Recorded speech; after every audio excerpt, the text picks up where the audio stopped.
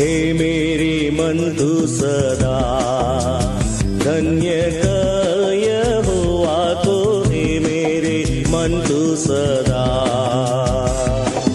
और जो कुछ मुझ में है उस पवित्र नाम को, और जो कुछ मुझ में है उस पवित्र नाम को, धन्य कर स्तुति नित्य करता रहे, हे मेरे मन तू सदा धन्य कर यहोवा को, हे मेरे मन तू सदा।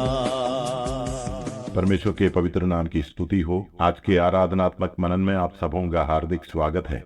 आज के मनन के लिए हम कुरिन्थियों की पहली पत्री 11वां अध्याय के 23 से लेकर 26 तक के पदों को पढ़ेंगे, क्योंकि ये बात मुझे प्रभु से पहुंची और मैंने तुम्हें भी पहुंचा दी कि प्रभु यीशु ने जिस रात पकड़वाया गया रोटी ली और धन्यवाद करके उसे तोड़ी और कहा, ये मेरी देह है जो तुम्हारे लिए है, मेरे स्मरण के लिए यही किया करो। इसी रीति से उसने बियारी के बाद कटोरा भी लिया और कहा, ये कटोरा मेरे लहू में नई वाचा है, जब कभी पियो तो मेरे स्मरण के लिए यही किया करो। क्योंकि जब कभी तुम ये रोटी खाते और इस कटोरे में से पीते हो तो प्रभु की मृत्यु को जब तक वो ना आए प्रचार करते हो। हमारे उद्धारकर्ता प्रभु यीशु मसीह की मृत्यु को स्मरण करने के लिए और प्रभु भोज में से भाग लेने के लिए एक और धन्य दिन प्रभु ने हमारे जीवनों में जोड़ा है, इसलिए हम प्रभु को धन्यवाद देते हैं। पढ़े हुए वचन के भाग में 2 बार प्रभु ने कहा, मेरे स्मरण के लिए यही किया करो। प्रभु चाहते हैं कि हम उसको स्मरण करें और विशेषकर हम उसकी मृत्यु को स्मरण करें। पुराने नियम के निर्गमन के पुस्तक 12वां अध्याय में इस्राएलियों के छुटकारे के संदर्भ में परमेश्वर ने कहा कि ये छुटकारे का दिन पीढ़ी से पीढ़ी तक तुम्हें स्मरण दिलाने वाला दिन होगा। एक मेमना वहां पर वध किया गया, उस मेमने के लहू से इस्राएलियों का छुटकारा हुआ। संहार करने वाले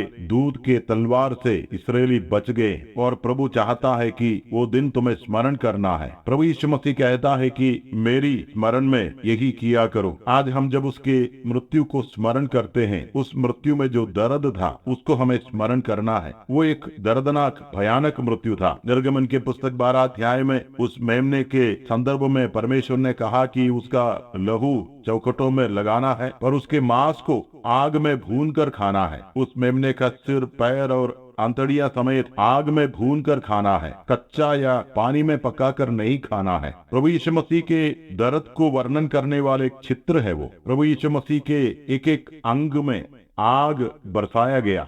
परमेश्वर का क्रोध का आग, उस आग में से प्रभु यीशु मसीह गुजर गया। वो हमारे लिए दुखी पुरुष बन गया, कुचला गया, मारा गया, कड़वापन का कटोरा उसने पिया। कलवरी के क्रूस के ऊपर चिल्ला कर कहा कि हे मेरे परमेश्वर, हे मेरे परमेश्वर, तूने मुझे क्यों छोड़ दिया। दर्दनाक मृत्यु था। हम जब उसकी मृत्यु को स्मरण करते हैं, भावनाओं के बिना हम उसके मृत्यु को स्मरण नहीं कर सकते हैं। उस मृत्यु का स्मरण हमारे हृदयों को स्पर्श करना है। प्रभु चाहता है कि ये केवल एक ऐतिहासिक घटना के रूप में हम स्मरण ना करें। हो सकता है मिस्र देश में से छुटकारा मिलने के सैकड़ों सालों के बाद जब एक इस्राएली फसह के मेमने को, फसह के पर्व को जब मनाते हैं, हो सकता है उनके लिए केवल एक ऐतिहासिक घटना है, सालों के पहले हुआ है। परंतु आज हम जब इस पर्व को मनाते हैं, प्रभु भोज को मनाते हैं, हमारे लिए केवल एक अर्थशून्य आचरण नहीं बने। हृदय को स्पर्श किए बिना हम इस रोटी और प्याला में से भाग कैसे ले। उस मृत्यु में जो दर्द था, उस दर्द को हमें स्मरण करना है। उस मृत्यु के उद्देश्य को हमें स्मरण करना है। वो केवल एक मृत्यु नहीं थी, वो बलिदान की मृत्यु थी। बलिदान का मतलब पापी के जगह निष्पाप मरना। केवल एक ही बलिदान हुआ है मानव के इतिहास में, यीशु मसीह ही बलिदान है। बाकी सब शहीद हो सकते हैं। यीशु मसीह के विषय में कुछ लोगों का मानना है कि उसकी हत्या किया गया है, पर प्रभु का वचन कहता है कि वो बलिदान है।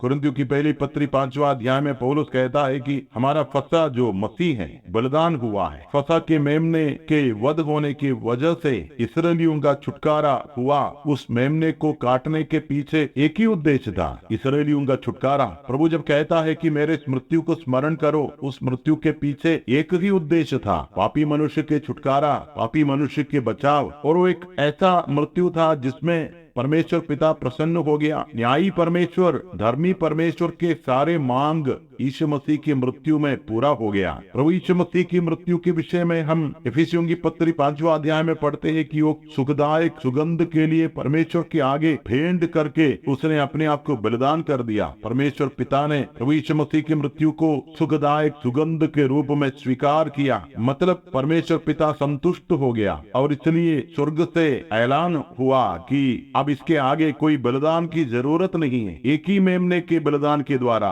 एक ही बलिदान के द्वारा सर्वदा के लिए हमें उसने सिद्ध किया है। वो मेमने का मृत्यु पर्याप्त हो गया। मिस्र देश में एक परिवार के लिए एक मेमना बस वो काफी है। वो एक मेमना हमारा प्रभु यीशु मसीह का चित्र है, जिसको देखकर यूहन्ना बपतिस्मा देने वाले ने कहा, देखो ये परमेश्वर का मेमना है जो जगत का पाप उठा ले जाता है। उस मृत्यु का फल इस्राएली छुड़ाए गए। मेमना मरेगा तो तुम जिएगा, तुम नाश नहीं होगा। मेरी मृत्यु को स्मरण करो। जब प्रभु कहता है मेरी मृत्यु को स्मरण करो, हम उसके मृत्यु के परिणाम, उसके मृत्यु के फल को स्मरण करते हैं। आज हम जिंदा हैं क्योंकि वो मरा है। अनंत काल के नरक से उसने उसकी मृत्यु के द्वारा हमें बचाया है। आज हम प्रभु उसमें से जब भाग लेते हैं और प्रभु यीशु मसीह की मृत्यु को स्मरण करते हैं, ये हमारे लिए केवल एक ऐतिहासिक घटना नहीं है। रोटी हम जब तोड़ते हैं, प्याला में से हम जब पीते हैं, ये हमारे हृदयों को स्पर्श करते हैं, हमारे भावनाओं को स्पर्श करते हैं। उसके दर्द को हम